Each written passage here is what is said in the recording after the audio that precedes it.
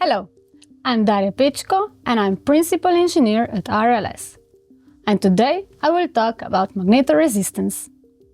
So what is magnetoresistance? Magnetoresistance is the change in the electrical resistance of a material when an external magnetic field is applied. This phenomenon is observed in various materials, including metals and semiconductors. By measuring the resistance, it is possible to detect changes in the magnetic field so that such materials can be used as sensors. Advances in micro and nano fabrication have led to the development of different types of magnetoresistive sensors, such as AMR, Anisotropic Magnetoresistive Sensors, GMR, Giant Magnetoresistive Sensors, and TMR, Tunneling Magnetoresistive Sensors. Specific sensors can be selected depending on the application, but overall, AMR sensors are present in many industries and are often used for precise measurement of position, speed, angle, and even electric current. When it comes to magnetic encoders, the most commonly used sensors are AMR sensors, as they offer many advantages. They can detect very small changes in magnetic fields and are therefore very sensitive. They are durable and can be used in harsh environments. They provide accurate and reliable measurements, which are essential for applications such as motor control and robotics. So let's find out more about AMR effect and how such sensors work. What is anisotropic magnetoresistance? Anisotropic magnetoresistance is a phenomenon observed in ferromagnetic materials where the electrical resistance varies depending on the angle between the direction of the electric current and the magnetization of the material. This effect was first discovered by Lord Kelvin in 1856. When an external magnetic field is applied, the direction of magnetization in the ferromagnetic material changes. This change causes the resistance of the material to change due to the AMR effect. The sensor detects this change in resistance and converts it into an electrical signal. A simple way to describe and understand the AMR effect is the Stoner-Wohlhart model. If you look at the figures, you can see how the direction of the magnetization changes when an external magnetic field is applied. Firstly, we should understand that the strip of thin film of a ferromagnetic material has an anisotropic shape that gives rise to an easy and a hard magnetic axis. The easy axis is the favored direction when no external magnetic field is applied. For thin films such as AMR sensors, the easy axis is normally aligned in the plane of the film due to the strong shape anisotropy. However, when an external magnetic field is applied, different scenarios arise. If it is applied in the easy axis direction, the resistance does not change as the magnetization stays in the same direction. If it is applied in the hard axis direction, which is perpendicular to the easy axis, the direction of the magnetization changes, so does the resistance. On this basis, the resistivity can be defined as a function of the angle between the current and magnetization, as is shown on this figure. To sum up, the AMR effect is greatest when no external magnetic field is applied and the electric current runs parallel to the magnetization. This can be clearly seen in this diagram. Apart from this, the AMR response can be divided into two principles, namely a high field and a low field principle, depending on how the sensor reacts to the external magnetic field. Low field operating principle.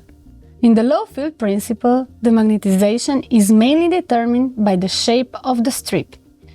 As the magnetization shows a natural preference with orientation in the longitudinal direction of the strip.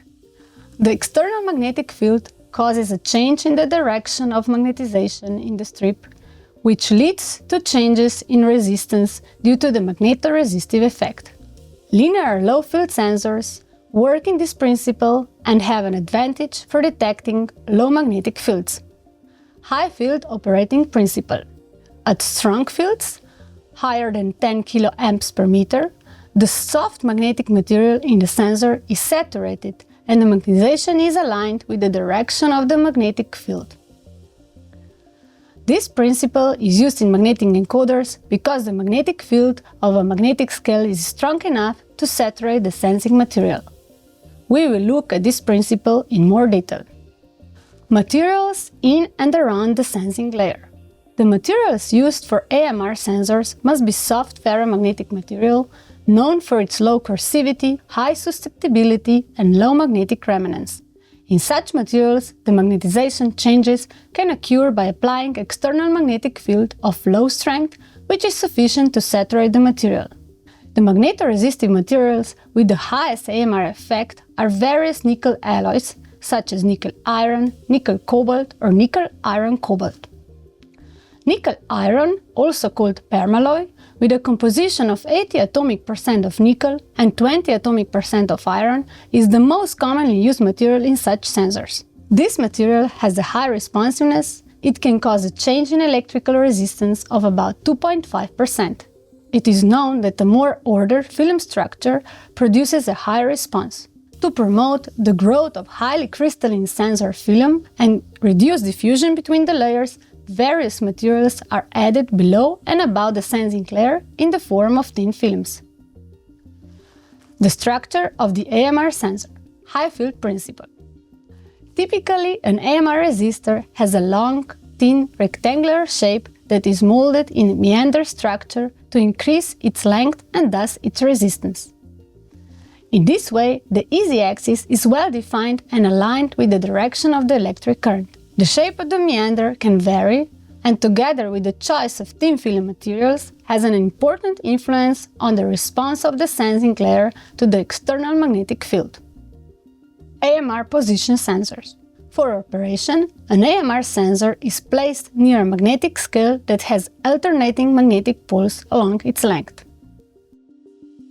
As the sensor moves through the magnetic field above the scale, the direction of the magnetization in the sensor material also changes. In positioning application, AMR sensors are connected in full bridges, which are composed of 4 AMR sensors. This provides a higher output and a better thermal compensation. To fulfill the requirements of a Wheatstone bridge configuration, the correct distance between individual components must be maintained. The distance depends on the pole size of the magnetic scale. However, the transfer curve of the AMR sensor is not linear, but sinusoidal. The output is also not linear, which is not ideal for linear positioning applications. To achieve a linear output, 2 complete Wheatstone bridges are required. The second bridge is shifted by a quarter of the pole width. The combined AMR effect on all 8 resistors is then measured. In this way, 2 periodic signals are generated, the arc tangent of which produces a linear signal. On this basis, it is possible to calculate the linear displacement of the AMR sensors over the magnetic scale. So, today I explained you a bit of a theory of magnetoresistance, the structure and composition of AMR sensors, and in the end, how the AMR sensors work on the magnetic scale. For more information, please visit our website.